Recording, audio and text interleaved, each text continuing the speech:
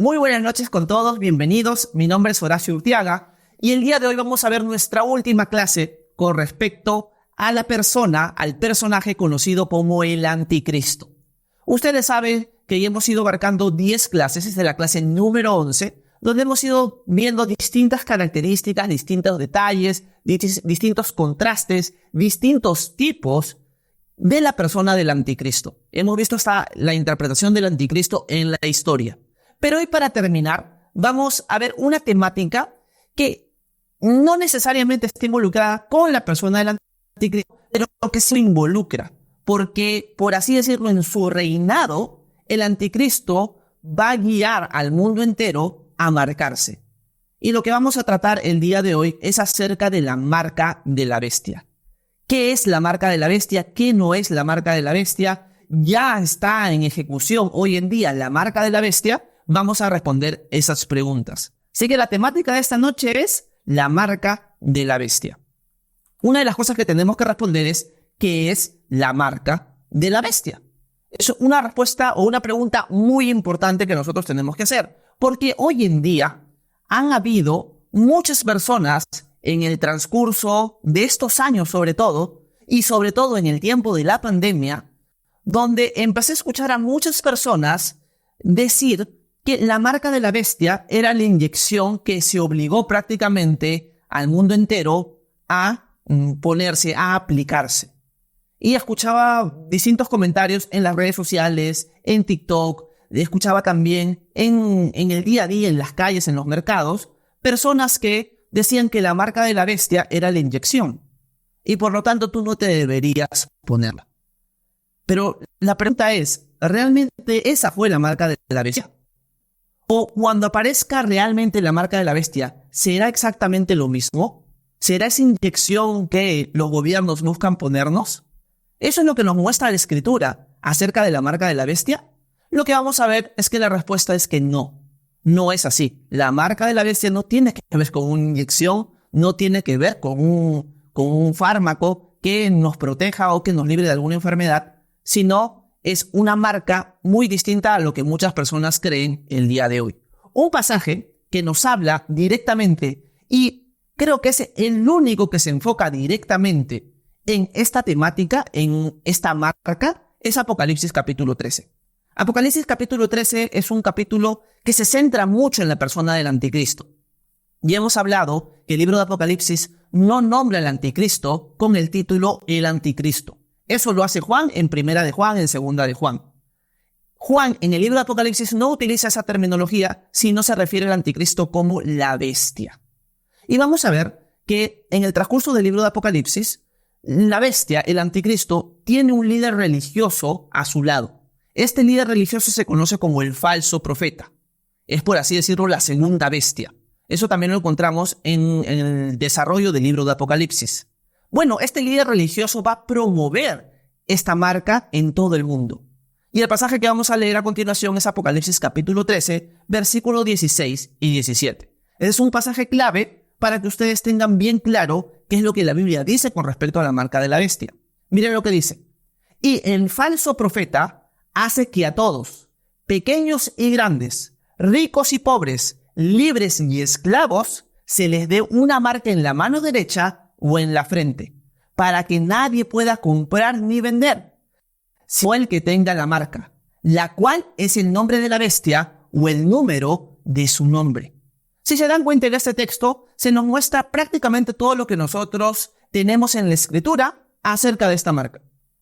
Si ustedes van al Antiguo Testamento y lo recorren por completo, no van a encontrar nada de la marca de la bestia. Si ustedes van a los Evangelios, tampoco van a encontrar nada acerca de la marca de la bestia.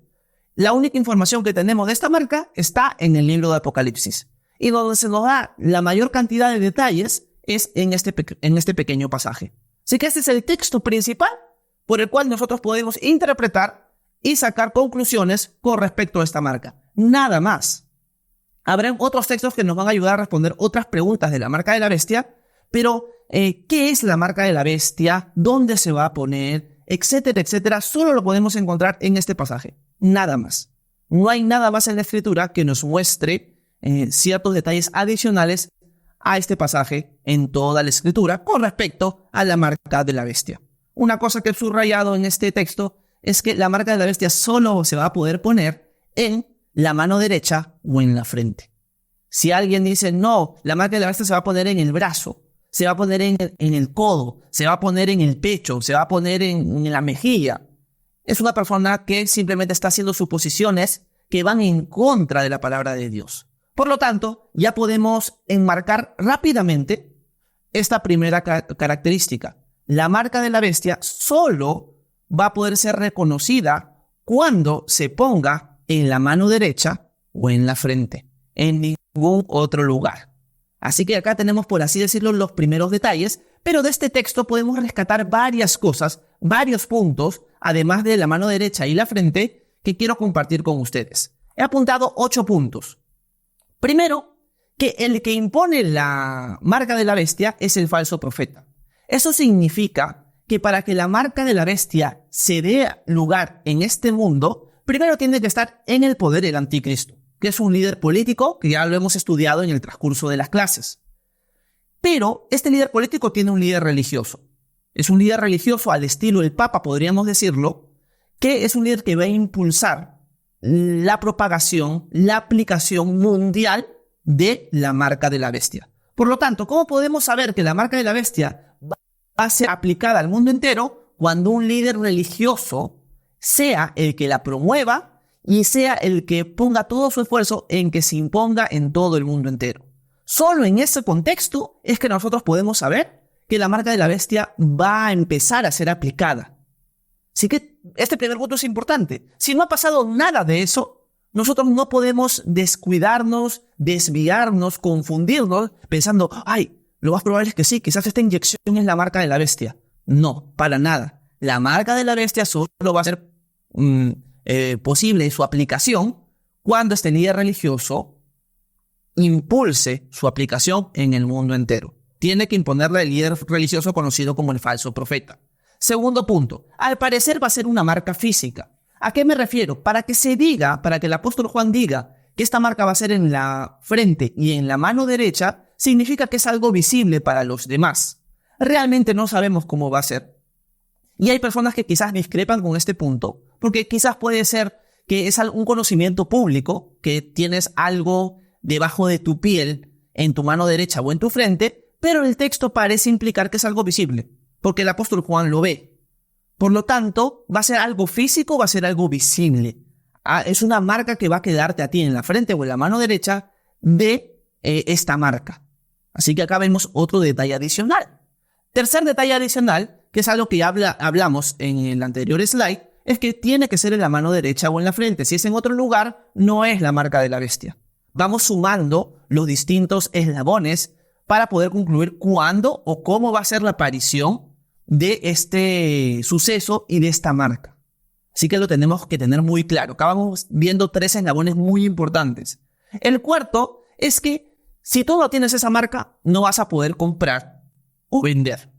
Y esto es lo que ha llevado a muchos a pensar que la inyección que se promulgó y se impulsó años atrás era en cierto sentido la marca de la bestia. ¿Por qué? Porque si tú no tenías tu carnet de esta inyección, ¿qué sucedía? No podías comprar ni vender. En cierto sentido quedabas restringido o restringida de tu comercio, de tu vida comercial.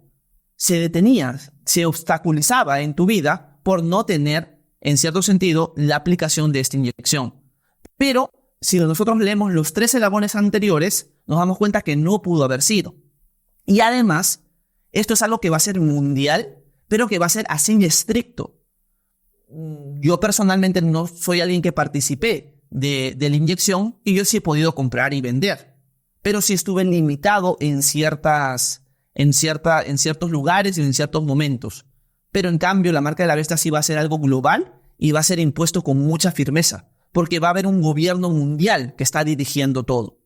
Así que eso nos ayuda a encuadrar muy bien qué es la marca de la bestia. Otro dato adicional, otro eslabón más, es que no podrá ser removida de la persona. ¿Por qué digo esto? ¿Por qué podemos concluir que no va a ser removida de la persona? Porque esta marca es una marca de pertenencia. O sea, si yo me pongo la marca, en cierto sentido estoy diciendo que ahora le pertenezco al anticristo. En cierto sentido, la persona es sellada por su voluntad con esta marca. Por lo tanto, va a ser algo que no se va a poder remover de la persona. Un dato adicional que nos dice el texto es que va a tener el nombre o la marca de la bestia. Y que la marca de la bestia es el 666. Eso aún no lo hemos leído. Ese versículo lo dejé a un lado. Pero la marca de la bestia es el 666. Y ese 666 es el número del nombre del anticristo. Por lo tanto, lo más probable es que esta marca muestre el nombre de este líder político o la numerología 666. Yo me inclino más a pensar que va a ser el nombre de la persona y no el número, porque ya sería muy descarado poner el número cuando la gente en general conoce la profecía bíblica. Así que lo más probable es que sea el nombre, pero que este nombre va a sumar 666. Y vamos a hablar de la suma en los siguientes slides. Así que estos 8 puntos, porque el último punto es algo que ya dije, que la marca es un símbolo de propiedad, nos ayuda a englobar correctamente qué es la marca de la bestia y cuándo y en qué contexto se va a aplicar y se va a poner al mundo entero. Por lo tanto, si tú el día de mañana escuchas en internet, en un artículo, en la calle, que alguien está poniendo la marca de la bestia o que tal cosa es la marca de la bestia y no entra dentro de estos eslabones, tú ya puedes descartar que lo que te están diciendo sea verdad. Ya sabes que están simplemente sacando una noticia amarillista, algo para distraer, algo para ganar público, pero algo contrario a la escritura. Estos son los 8 eslabones principales. Se podría rascar un poquito más, pero 8 eslabones principales que nos ayudan a englobar correctamente qué es la marca de la bestia y en qué contexto se va a aplicar. Así que ustedes en este momento ya tienen claro cómo poder discernir cuándo realmente se va a aplicar la marca de la bestia. Entonces podríamos responder la pregunta, ¿la marca de la bestia ya fue puesta? Y la respuesta va a ser no. La marca de la bestia no ha sido puesta, no ha sido aplicada, no está en ejecución el día de hoy, porque no hay nada de estos eslabones que se esté cumpliendo hoy en día. Podríamos decir que lo que hemos visto como un comienzo de desarrollo es el tema de ya que la gente esté acostumbrada a no poder comprar ni vender con una marca o con un carnet, etcétera, etcétera. Y el mundo se está yendo hacia esa dirección. Antes era impensable que alguien no pudiera comprar y vender al tener o por no tener una marca. Hoy en día ya es algo creíble. Y es algo que estamos viendo que el mundo está yendo hacia esa dirección. Así que eso nos ayuda también a ver el tiempo del fin está cerca. Porque todo el mundo está entrando en un contexto que va a dar cabida a todo lo que nosotros estudiamos en la profecía bíblica y sobre todo en el libro de Apocalipsis. Una de las cosas que es importante también entender es que muchas personas se van a resistir a la aplicación de la marca. Primero, personas que son cristianas van a rehusar la marca de la bestia. Realmente no estamos 100% seguros si personas que no son cristianas, pero que son contrarias a cualquier gobierno, porque siempre hay, también se van a oponer a la marca. Pero yo me inclino a pensar que los que se van a oponer a la marca de la bestia son los creyentes en ese periodo conocido como la tribulación. En el periodo que el anticristo reine, en ese periodo van a haber creyentes, van a haber cristianos.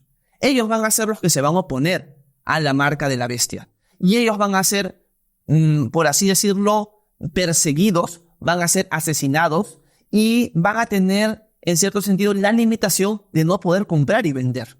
En un mundo que cada vez es más globalizado y en un mundo que cada vez es más digital.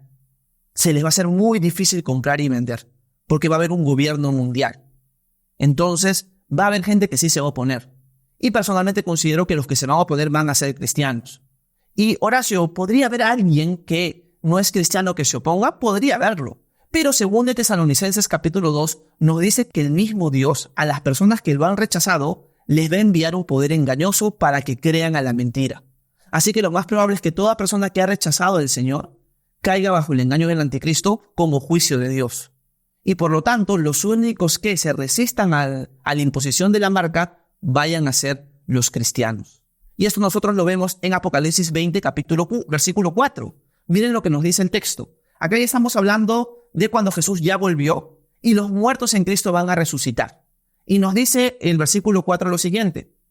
Juan dice, también vi tronos y se sentaron sobre ellos los que se les concedió autoridad para juzgar. Y vi las almas de los que habían sido decapitados por causa del testimonio de Jesús y de la palabra de Dios. Noten, han sido decapitados por el testimonio de Jesús y de la palabra de Dios. Son mártires.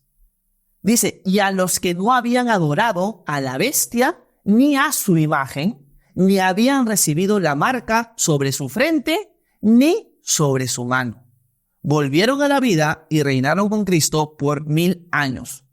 El contexto en el que se nos ponen estas personas que han resucitado en Cristo son personas que han pasado por el periodo de la tribulación y que son personas que se privaron, resistieron, protestaron contra la imposición de la marca de la bestia. Y por eso sufrieron persecución y sufrieron muerte. Y ahora resucitan para reinar con Cristo, como dice el texto, por 1000 años. Ellos entran al milenio. Así que una cosa importante de entender es que en ese periodo las personas se van a resistir. Y considero yo que las que se van a resistir son aquellos que han nacido de nuevo. Son aquellos que le han entregado su vida a Cristo y que, como ya conocen la profecía, dicen, yo no me pongo esto ni loco.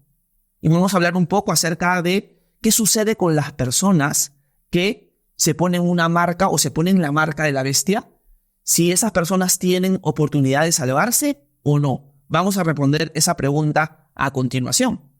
¿Se podrán salvar los que se han puesto la marca? Eso podría surgir en nuestras cabezas. Horacio, van a haber cristianos que van a sufrir persecución por no querer ponerse la marca.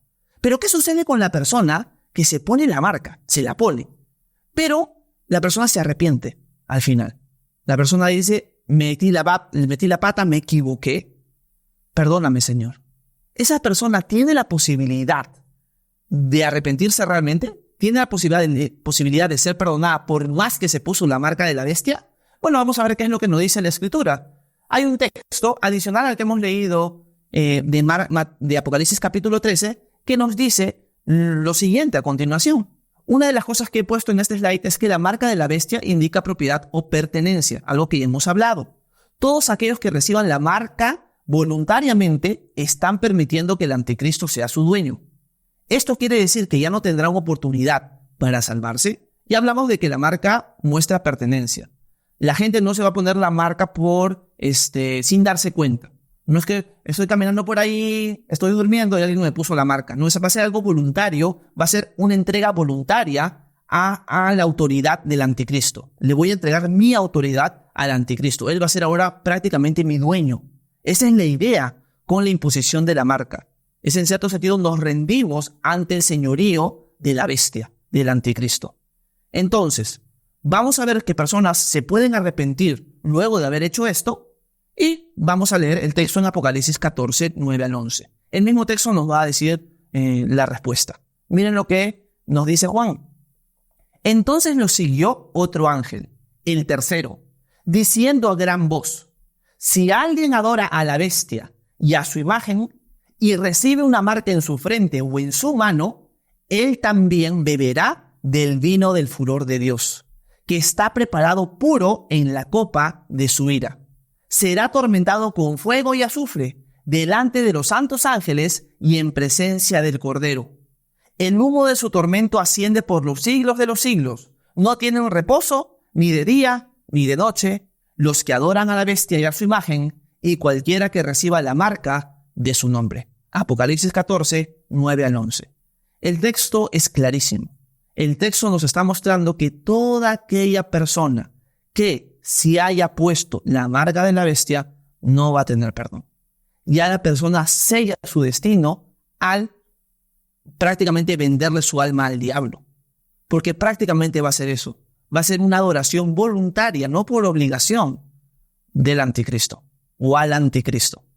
Por lo tanto, el momento que tú te marcas, ese momento ya sellaste tu destino. Y eso es lo que nos muestra el texto de Apocalipsis. Hay otro texto que no he apuntado, donde se nos muestra que las personas que van a tener la marca en la frente o en la mano derecha, Dios les va a enviar un juicio después, en el cual le va a salir como una especie de tumor o de cáncer en esas áreas de su cuerpo y va a ser algo muy doloroso para esas personas. Eso también lo encontramos en el libro de Apocalipsis. Pero respondiendo a la pregunta directamente es no. No hay oportunidad para que la persona que ya decidió adorar al anticristo y rendirse a su autoridad se salve. Así que ya hemos visto inicialmente qué es la marca de la bestia y en qué contexto se va a poner. Y ahora estamos viendo no solo que hay personas que se van a oponer a la marca, sino qué es lo que pasa con las personas que sí van a ceder a la imposición. ¿Qué va a suceder con ellas? Esas personas ya están condenadas, porque rechazaron al Hijo de Dios y se entregaron a el anticristo. Y el texto nos muestra claramente su destino, que es un destino horrible, y es por eso que tenemos que enfrascar muy bien lo que la Biblia enseña y también las consecuencias de estas futuras decisiones. Así que estas son las dos primeras preguntas que quería responder. ¿Qué es la marca de la bestia? Y también qué sucede con los que se pusieron. ¿Se salvan o no se salvan? Así que vamos respondiendo dos preguntas muy importantes. Antes de pasar a la tercera, quiero leerlos en los comentarios a ver si tienen alguna duda, alguna inquietud de lo que hemos visto hasta ahora. Si tienen alguna duda, alguna inquietud, por favor pregúntenme para yo poder responderles en este momento. Y si no hay ninguna pregunta, continuamos con la siguiente parte. ¿Ok? Una cosa que generalmente tengo que decir constantemente, y que ya lo dije minutos atrás, es que nadie se ha puesto la marca de la bestia el día de hoy. Nadie se ha puesto la marca de la bestia el día de hoy. ¿Por qué? Si yo les preguntara ¿por qué? Porque los 8 eslabones que hemos visto aún no se han dado. Por lo tanto, tenemos que estar seguros que nadie se ha puesto la marca de la bestia el día de hoy. Bueno, antes de entrar a este tema del 666, quiero leerlos en los comentarios, a ver qué es lo que opinan, qué dudas tienen, alguna pregunta, alguna inquietud, para poder responder sus inquietudes. Eunice dice, hay una secta aquí en TikTok que ellos son muy radicales con respecto a la inyección, que bloquean a quien y mandan al infierno a todo el que se la puso. Bueno, gracias Eunice por ese comentario, porque este comentario nos ayuda a entender que hay muchas personas equivocadas y que pueden terminar confundidas por este grupo en las redes sociales que atacan a toda aquella persona que se puso la inyección diciendo que se ha puesto la marca de la bestia, cuando lo que estamos viendo claramente en la escritura es que nadie se ha puesto la marca de la bestia hasta el día de hoy. Por lo tanto, se dan cuenta de lo importante que es estudiar la escritura para no ser confundidos, para no ser engañados y hasta poder enseñar a otros que están confundidos. Así que es muy importante lo que estamos viendo esta noche, porque con respecto a la marca de la bestia hay un montón de falsa enseñanza. Así que gracias por tu comentario, Eunice. Me anima bastante a poder tocar el tema y aclararlo. Conde Paz dice la Agenda 2030. Lo más probable es que la Agenda 2030, que es un plan global en cierto sentido, siga avanzando el desarrollo de lo que al final va a ser todo lo que nosotros vemos profetizado en Apocalipsis. Conde Paz dice, ¿y los cristianos en general serán parte de ello? Bueno, lo veremos. Veremos cómo se desarrolla todo, Conde. Gracias, Endymion, por el regalo. Gaby Lucero dice, ¿qué pasa si el enemigo, al escuchar lo que hablamos aquí, podría cambiar sus planes? Muy buena pregunta, Gaby. La respuesta es no. ¿Cómo podemos saber que la respuesta es no? Porque lo que nosotros tenemos, por así decirlo, profetizado en la Escritura se va a cumplir sí o sí. No es como que Dios ya dejó escrito las cosas en el libro de Apocalipsis y en el futuro Dios va a decir, lo que pasa es que ustedes, iglesia, empezaron a interpretar correctamente la cosa y ahora Satanás ya sabe y por eso no lo va a ejecutar. No funciona así. Hay varias posibilidades del por qué no funciona así. La primera es porque Satanás, en cierto sentido, está cegado por parte de Dios para no darse cuenta de este tipo de cosas. Por ejemplo, la crucifixión de Jesús y su muerte expiatoria por nosotros está profetizada en el Antiguo Testamento. La pregunta es, si Satanás sabía eso, ¿por qué guió todo hacia esa dirección? Al punto de mover el corazón de Judas, mover el corazón de los soldados romanos y del Imperio Romano para sacrificar al Hijo de Dios. Si Satanás hubiera entendido las profecías, no lo hubiera hecho. Por lo tanto, estaba, en cierto sentido, velado, cegado de ese entendimiento. Así que lo más probable es que con respecto a esas cosas también lo esté. O simplemente no le queda otra opción y se tiene que ejecutar el plan de esa manera. Y lo que él quiere es tratar de llevar la mayor cantidad de personas al infierno. Y lo que él va a detestar es que realmente se enseñe correctamente la Biblia. Porque si más personas conocen una buena enseñanza de la Escritura, una buena exposición, van a darse cuenta del engaño y van a rechazar al enemigo y van a aceptar al Señor.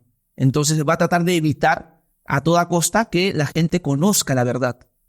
Entonces hay esas posibilidades, Gaby. Gracias por tu pregunta. Yair Sosa dice, la marca de la bestia será obligatoria a mitad de tribulación. Ok, gracias, Yair. Concuerdo contigo en tu posición escatológica, Yair. Marisol pregunta, hermano, ¿la bestia puede entrar en nuestra alma? No, Marisol, ¿por qué? Porque la bestia es una persona, que simbólicamente se le nombra así, pero es una persona literal, es un hombre. Y ese hombre, en cierto sentido, tiene a Satanás dentro de él. Es una persona que está poseída por el mismísimo Satanás. Eso lo hablamos en clases anteriores. Así que la bestia no podría entrar en nosotros porque la bestia es una persona que está poseída por Satanás. Ahora, si cambiáramos la pregunta y dijéramos, ¿Satanás puede entrar en nosotros? La respuesta es no, si eres cristiana o si eres cristiano. ¿Por qué no? Porque nosotros tenemos el Espíritu Santo morando dentro de nosotros. Por lo tanto, si una vez tienes un encuentro con una persona endemoniada, no deberías temer. ¿Por qué no deberías temer? Porque esa persona que está endemoniada en verdad está delante de un hijo de Dios. Y ese demonio no puede entrar dentro de ti. Más bien, tú tienes la autoridad que te ha dado Jesús para expulsar ese demonio. Así que lo que tenemos que hacer es mantenernos firmes en ayuno y oración para que cualquier tipo de demonio nosotros podamos expulsarlo en el nombre de Jesús. Hondureña dice, el libro de Apocalipsis es un libro de revelación. Sí, Hondureña, es más. El libro de Apocalipsis, el nombre es revelación. Apocalipsis es el libro de revelación, en cierto sentido. Y en inglés se entiende mejor eso. Bueno, gracias a todos los que han ido preguntando y comentando. Vamos a la segunda parte y ahora vamos a hablar un poco acerca de la numerología, acerca del 666. ¿Qué significa el 666? ¿Cómo podemos saber qué es el 666? Y también hay una diferencia en ciertos manuscritos entre el 666 y el 616. Así que vamos a hablar un poco acerca de esto. Un pasaje que nos muestra el tema del 666 es el versículo siguiente al que habíamos leído inicialmente en Apocalipsis 13, que es el versículo 18. Dice, aquí hay sabiduría. El que tiene entendimiento que calcule el número de la bestia, porque el número es el de un hombre y su número es 666. Ahora, ¿a qué se refiere Juan con el número 666 y que hay que calcularlo? Muchas personas cuando llegan a este pasaje no entienden a qué se refiere el apóstol Juan con esto. Y la respuesta es la siguiente. En la cultura judía, en la cultura griega y en la cultura latina, existía o existe hasta el día de hoy lo que se conoce como la gematría. ¿Qué es la gematría? Es atribuirle un número a cada letra del alfabeto, hebreo, griego o latín, con el cual tú puedes sumar los números específicos de cada letra de tu nombre y sumarlos para que te dé un resultado. El resultado de la suma de cada letra del nombre del anticristo va a ser 666. Ahora, la discrepancia está, o la interrogante, mejor dicho, está en que el número del anticristo es 666, pero su nombre se tiene que sumar en hebreo, en griego o en latín. Vamos a hablar de eso en los siguientes slides. El hebreo en su modo de calcular tiene las primeras 10 letras del 1 al 10 se toman como 1, 2, 3, 4 hasta el 10. Pero del 10 en adelante se toman como 20, 30, 40 hasta llegar al 100. Luego ya es hasta el 200, hasta el 300 y hasta el 400.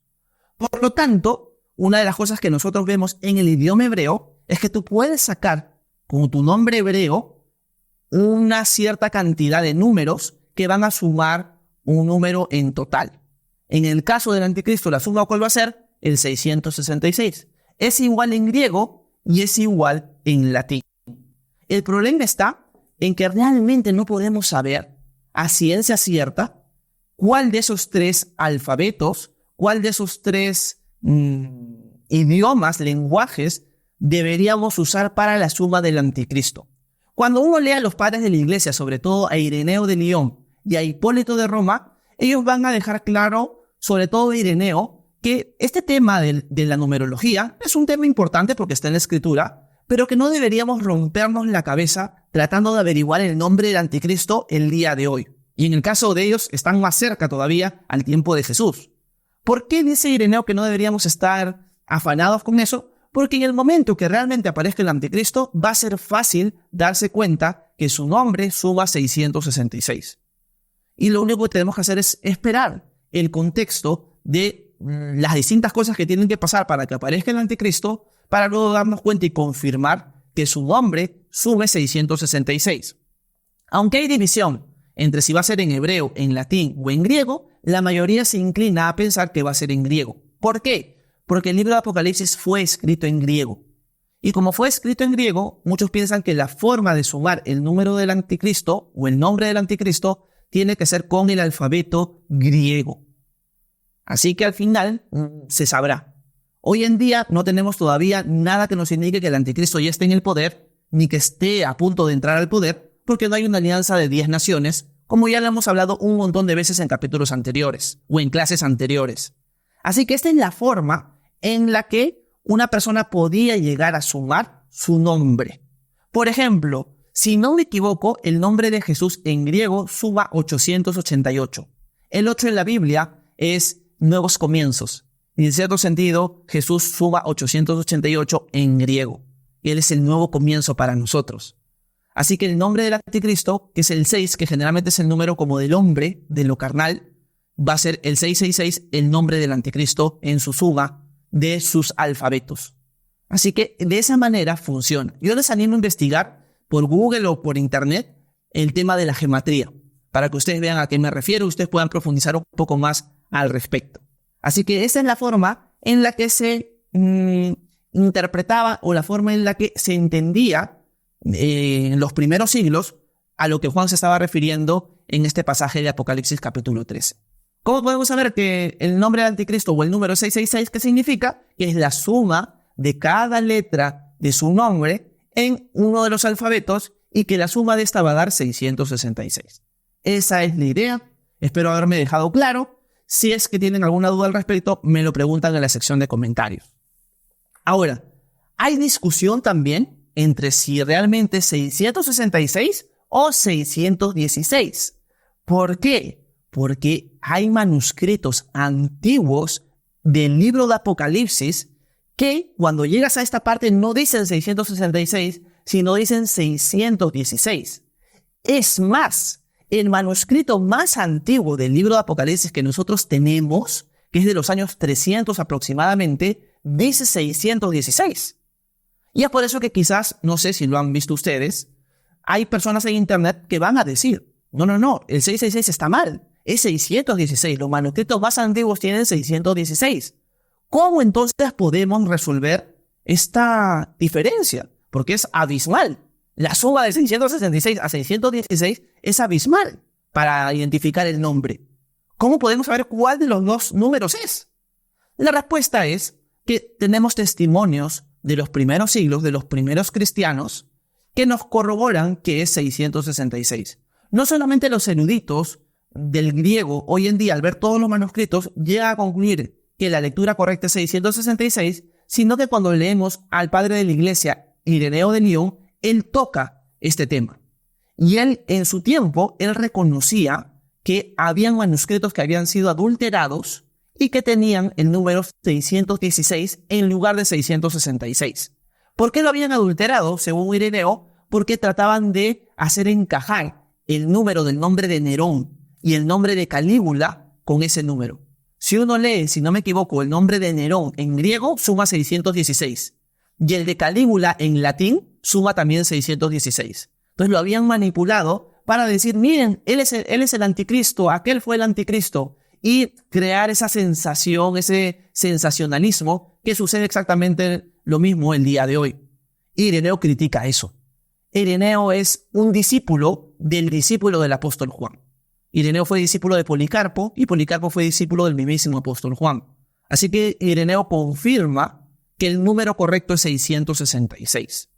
Y a menos que aparecieran manuscritos mucho más antiguos del libro de Apocalipsis con el número 616, nosotros nos quedamos con 666. Porque los padres de la iglesia lo corroboran y además los mismos críticos y estudiosos del Nuevo Testamento hoy en día del texto griego concluyen que el número correcto es 666. Pero quiero que sepan que sí hay manuscritos que tienen 616. Y el más antiguo que tenemos nosotros hoy tiene 616. Pero Ireneo obviamente es mucho más antiguo que los años 300. Ireneo es finales del siglo I, principios del siglo II. Estamos hablando de los años 100 en adelante. Por lo tanto, él tiene un testimonio mucho más cercano que el de nosotros. Así que hay esa diferencia para que lo tengan claro. Ahora, ya habiendo visto el tema de la numerología, cómo nosotros podemos sacar los números del 666 en los nombres, ya viendo la diferencia que hay, ya respondiendo las 3 preguntas que hemos visto acerca de qué es la marca de la bestia, si alguien que se pone la marca se puede salvar, y por último, qué es el 666 y cuál es la diferencia entre el 666 y el 616, vamos a culminar esta clase viendo las distintas interpretaciones y las discusiones que hay entre cristianos el día de hoy con respecto al anticristo. Vamos a ver varias de ellas y con eso vamos a terminar ya por fin nuestras clases del anticristo. Cualquier pregunta de lo que hemos visto hasta ahora, háganmela saber en la sección de comentarios que voy a ir respondiéndolas, pero vamos a acabar la clase con esta manera. ¿Qué cosas no están resueltas en el mundo cristiano con respecto al anticristo el día de hoy y que no van a ser resueltas hasta años posteriores por lo menos? Vamos a ir viendo uno a uno. Primero, ¿el anticristo es una persona, una institución o una fuerza? La verdad es que nosotros hemos visto en las primeras clases que el anticristo, según los padres de la iglesia y según el texto bíblico, es una persona. Pero como hay cristianos hoy en día que interpretan el libro de Apocalipsis de manera alegórica o simbólica, van a haber siempre discrepancias entre cristianos con respecto a quién es el anticristo. Algunos van a ver al anticristo como una persona literal, otros cristianos van a ver al anticristo como una fuerza malvada y otros como una institución, como por ejemplo la Roma papal. Y van a ver esas divergencias en el mundo cristiano. Así que no se sorprendan cuando vean esas diferencias. Pero más que todo esas diferencias surgen por la forma de acercarnos al texto del libro de Apocalipsis.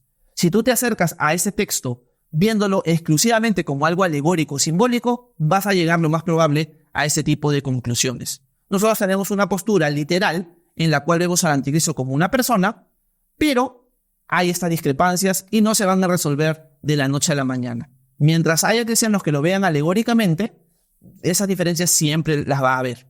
Hay que tener claro eso. Ahora, también la pregunta de si el anticristo ya vino o vendrá en el futuro es una pregunta con una respuesta que va a variar dependiendo de las distintas corrientes cristianas. Hemos estudiado de que hay cristianos que piensan que el anticristo fue el César Nerón y que todo lo que nosotros vemos en el Nuevo Testamento con respecto a las profecías, por ejemplo Apocalipsis, por ejemplo el Sermón del Monte de los Olivos, ya se cumplió en el año 70 después de Cristo. Esa postura se conoce como la postura preterista.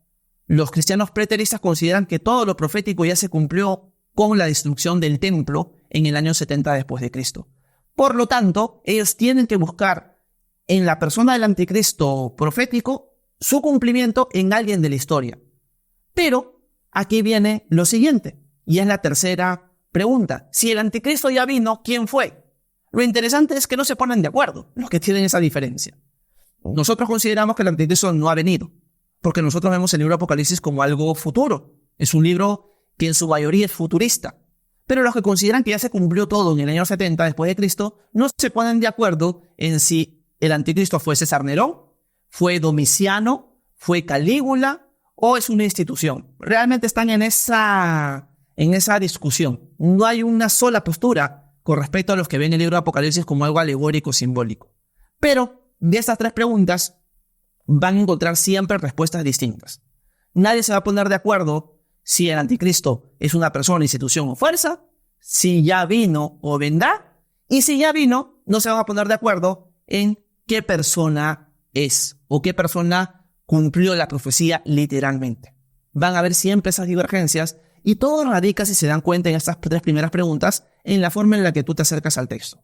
Si tú te acercas al texto como algo simplemente simbólico, vas a quedar con distintas interpretaciones. Si tú lo ves en su contexto histórico, gramatical, literal, en el contexto de su época, lo vas a ver como algo futuro. Pero van a haber siempre esas discrepancias, para que lo tengamos muy claro al finalizar esta serie de estudios. También hay una discusión entre si el anticristo va a ser el Mesías prometido o se va a proclamar el Mesías prometido o no. ¿Por qué hay esta discusión? Porque acuérdense que hemos estudiado que hay dos posturas. Si el anticristo va a ser judío o si va a ser gentil. Si va a ser gentil, no puede promulgarse como Mesías. En cambio, si es judío, sí. Por lo tanto, va a haber esta discrepancia. Algunos van a decir, no es gentil. Algunos, no es judío. Ya hemos tratado ese tema en clases anteriores. Así que es un tema que tampoco no se puede resolver porque la Biblia no es 100% clara al respecto. Aquí sí no tiene que ver mucho con la forma en la que tú te acercas al texto, sino que hay posiciones positivas fuertes para cada uno de los lados. Los animo a revisar si no han visto la clase del anticristo, donde tocó este tema, si el anticristo va a ser judío o gentil. Con respecto al número, también va a haber discrepancia, porque las personas que consideran que el 616 es el número correcto, van a decir, es que el manuscrito más antiguo que tenemos dice 616. Ireneo de Lyon se equivocó. Los padres de la iglesia se equivocaron. El número, según el texto, yo me apego al manuscrito más antiguo, es 616. Y el número 666 es un invento de la iglesia católica romana, lo más probable. Y va a haber esa discusión. Y hemos tocado el tema en esta noche. Así que eso también va a ser un tema de discusión dentro de la interpretación de la persona del anticristo. Si el anticristo va a venir del Medio Oriente o de Europa, también va a ser un tema de discusión. ¿Por qué? Porque el Imperio Romano antiguo abarcó parte de Europa y parte del Medio Oriente. Por lo tanto, van a haber personas que van a decir, no, el anticristo va a salir de la Unión Europea. Y otros que van a decir, no, el anticristo va a ser asirio, va a ser turco, va a ser de la zona de Irak, de Babilonia, y va a haber esa discusión. Realmente sabemos que va a salir de todo lo que fue el Imperio Romano. ¿De dónde? Al final es una discusión que no tiene mucho sentido, pero también vas a ver distintos grupos cristianos que se van a pelear por ese tema. Y no es un tema de debate en cierto sentido. Al final no lo podemos saber. Este sí es un tema de mucho debate. Cuando hemos hecho la serie del rapto de la iglesia, hemos visto varios comentarios así, y es si la iglesia va a ver al anticristo. Como ustedes saben, yo tengo la postura pretribulacional. ¿Cuál es esa postura? Que la iglesia va a ser arrebatada antes de que comiencen los 7 años de la semana 70 de Daniel. Los últimos 7 años antes de la venida de Jesús. Considero a la luz de la Escritura, por eso he hecho una serie de 11 clases también del rapto de la iglesia, donde argumento por qué lo pienso así. Considero que la iglesia va a ser quitada en medio antes de que comiencen esos 7 años. Pero en esa misma serie del rapto hemos visto que hay personas que no lo consideran así. Hay personas que piensan que la iglesia va a pasar por todos los 7 años. Hay personas que piensan que va a ser quitada la iglesia recién a la mitad, a los 3 años y medio. Por lo tanto, va a haber discrepancias en si nosotros vamos a ver al anticristo o no lo vamos a ver. Así que eso también va a ser un tema de discusión que no se va a resolver el día de mañana. Es un tema que se va a resolver recién cuando sucedan las cosas. Así que ténganlo muy claro. Y por último, estos temas seguirán siendo debatidos hasta la segunda venida de Jesús. Por lo tanto, nosotros al finalizar la serie de estudios del anticristo, tenemos que entender que todos estos temas los tenemos que tratar con humildad y con gracia delante de los demás. Sabiendo que nosotros nos podemos equivocar, sabiendo que las profecías aún no se han cumplido y hay cosas que todavía no podemos entender o no podemos ver al 100%, porque aún no ha pasado. Así que nuestra actitud cuando tocamos o compartimos estos temas siempre tiene que ser con mucha gracia y con mucha humildad, reconociendo que quizás el otro puede tener razón en ciertas áreas y nosotros estar equivocados. Pero eso no significa que nosotros vamos a estudiar el texto, vamos a estudiar la historia de la iglesia y vamos a llegar a nuestras conclusiones buscando la verdad. Por lo tanto, yo respeto y amo a mi hermano en la fe que considera que la iglesia va a pasar por toda la tribulación. Pero yo discrepo con esa persona. Yo considero que esa persona está equivocada. ¿Yo me puedo equivocar y esa persona estar en la razón? Puede ser. Aún no ha sucedido. Por lo tanto, me puedo equivocar. Pero en mi búsqueda de la verdad, en mi búsqueda de estudiar la Escritura, me doy cuenta de que me enseña la Biblia, me enseña la Escritura, que la iglesia va a ser quitada antes. Por lo tanto, yo me voy a mantener firme en esa posición, a menos que Dios me muestre lo contrario en el futuro. Entonces, no está mal que en cierto sentido tú tomes una posición. Pero en esa toma de posición tenemos que tener cuidado de volvernos orgullosos, como si fuéramos los dueños de la verdad, y pelear con nuestros hermanos en la fe que no lo ven de la misma manera que nosotros. Así que al finalizar la serie del rapto y finalizar la serie del anticristo, yo creo que esta es el mejor o la mejor conclusión que podemos tener de todos estos estudios. Nuestra actitud debe ser de humildad, de gracia, sabiendo que estas cosas aún no se han cumplido y que hay cosas que todavía no podemos entender al 100%. Así que nos podemos equivocar, pero ya les he presentado lo que la Biblia dice, ciertas posturas que yo tengo que discrepo con otros, y ahora ustedes pueden sacar sus conclusiones y seguir profundizando más en este tipo de estudios. Gracias a todos los que han estado presentes en estas 11 clases. Espero que les haya sido de edificación. Para mí sí lo han sido. Sé que he extendido un poco la clase del anticristo, más de lo que debería, pero espero que les haya servido de algo entender ciertas cositas que he ido enseñando clase tras clase. Así que muchas gracias a cada uno de ustedes. Voy a leerlos en los comentarios, a ver si tienen alguna duda, alguna inquietud y poderlos servir de esa manera. Muchas gracias, Dios los bendiga. Gaby Lucero pregunta, pero nunca conoceremos el nombre hasta que venga, ¿cierto? Exacto. Cuando nosotros leemos a los padres de la iglesia, nosotros vemos que ellos tampoco querían indagar en el nombre porque sabían que era infructuoso, pero soltaron algunos de todas maneras, ¿no? Uno que siempre me queda grabado es Titán. Titán es un número o es un nombre que en su numerología suma 666. Me parecería raro que hoy en día alguien se llame Titán, pero ellos soltaron un ejemplo, ¿no? También cuando tú escribes latino o latinos en el idioma latín, si no me equivoco, acuérdense que los romanos eran latinos, hablaban en latín, también sumaba 666. Pero realmente no lo podemos saber. Es, en verdad, gastar un tiempo innecesario en la búsqueda del nombre de alguien que todavía no está en escena. Mary pregunta si la marca será visible. Aparentemente sí, Mary, porque Juan nos dice que va a ser en la mano derecha y en la frente. Pero hay cristianos que van a decir, Juan está diciendo eso porque es un conocimiento público. O sea, la gente va a saber que es en la mano derecha y en la frente, pero no necesariamente va a ser visible. Así que hay esas discrepancias, pero el texto nos dice que sí va a ser conocido, sí va a ser público, que vas a tener una marca en la mano derecha o en la frente y que sin eso no vas a poder comprar o vender. Así que si la marca va a ser visible o no, igual tú vas a saber que esta persona tiene o no tiene la marca, porque va a poder estar limitada en su compra y venta en su día a día. Hondureña pregunta, Horacio, ¿tú crees que el anticristo ya está, ya nació? Realmente no lo sé. Yo me inclino a pensar que sí, hondureña, pero me puedo equivocar. ¿Por qué me inclino a pensar que sí? Porque hay varias cosas que van pasando en la geopolítica de este mundo, como estamos hoy en día, en 2024, que me indica de que estamos a punto de irnos ya. O sea, el mundo está entrando en un colapso, en una especie de, no sé, es una sensación que la cosa ya está por explotar. Y cada día más se siente eso.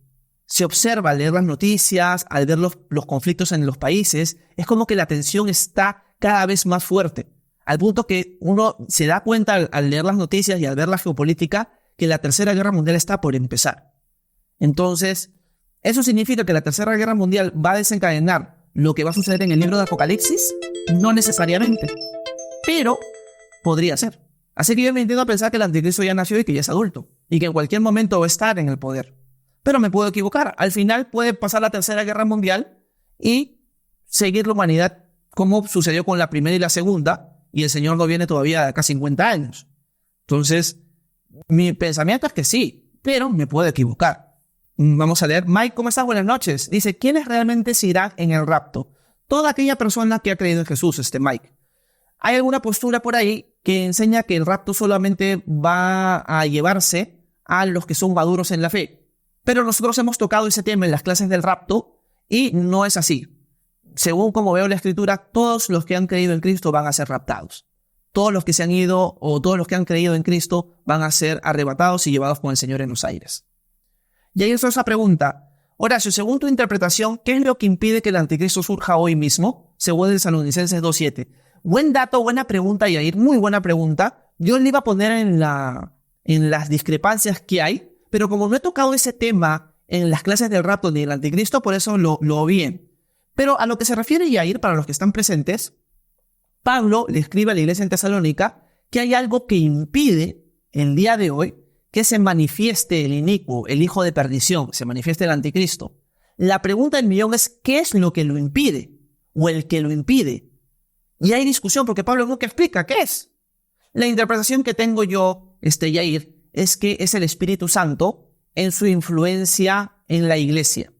En buena cuenta es el Espíritu Santo a través de nosotros que impide, al ser luz y sal, que el anticristo se manifieste. Pero cuando nosotros seamos arrebatados, el anticristo se manifestará.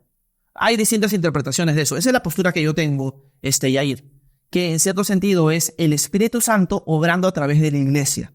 Por lo tanto, cuando el Espíritu Santo obrando a través de nosotros, nos vayamos, seamos quitados, es donde todo este ministerio de iniquidad va a surgir, porque ya no va a haber luz y sal en el mundo. Esa es la interpretación que le doy a ese texto de Yair. Pero tenemos que ser sinceros de que Pablo nunca explica quién es el que lo detiene. Hondureña dice, yo sí creo y lo siento que el anticristo pronto aparecerá, la iglesia pronto será arrebatada. Amén, Hondureña. Dios quiera que sea así. Meli Espinosa, ¿cómo estás? Hola. Dice, ¿en cuánto tiempo opinas que saldrá el anticristo? No lo podemos saber, porque lo hemos analizado en 11 clases. Pero una de las cosas que tenemos que tener claro, Meli, es que para que el anticristo pueda aparecer en escena, primero tiene que haber una alianza de 10 naciones, que lo más probable es que sean naciones europeas, lo más probable. Pero tiene que ser una alianza específicamente de 10 naciones. Cuando esa alianza se dé esa alianza mundial de esas 10 naciones, es recién ahí donde nosotros podemos saber que el anticristo está pronto a aparecer. Pero primero tiene que formarse esa alianza. Si esa alianza aún no ha sido formada, aún no puede aparecer el anticristo en escena como la Biblia lo presenta. Eso no significa que el anticristo no puede estar vivo o no esté por ahí o por allá, o esté grande y haya nacido. No significa nada de eso. Pero de que aparezca en escena, como el libro de Apocalipsis y el libro de Daniel lo presentan, no puede suceder si no es que se forme primero la alianza de 10 naciones. Esa sería mi respuesta, Meli. Y también podría agregar de que si alguien sale con alguna fecha, quitemos de todas maneras ese pensamiento, no le prestemos atención, porque al final el tema del anticristo solo se va a saber con las cosas que ya hemos ido viendo en el transcurso de estas clases.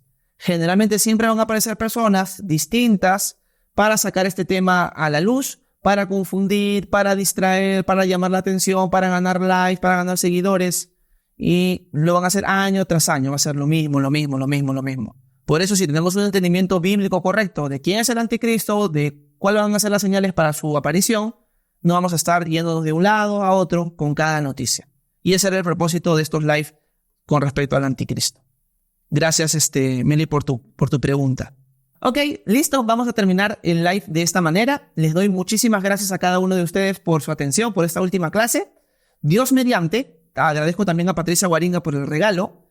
Dios mediante, el próximo viernes, esto lo voy a ir avisando en las mañanas, vamos a empezar nuestra serie sobre el Shabbat, sobre el día sábado. ¿Qué es lo que la Biblia realmente enseña sobre el sábado? Si la iglesia debe guardarlo o no, su trasfondo histórico, todos los pasajes que hablan del sábado en el Antiguo Testamento y en el Nuevo, y vamos a ir analizándolo clase a clase.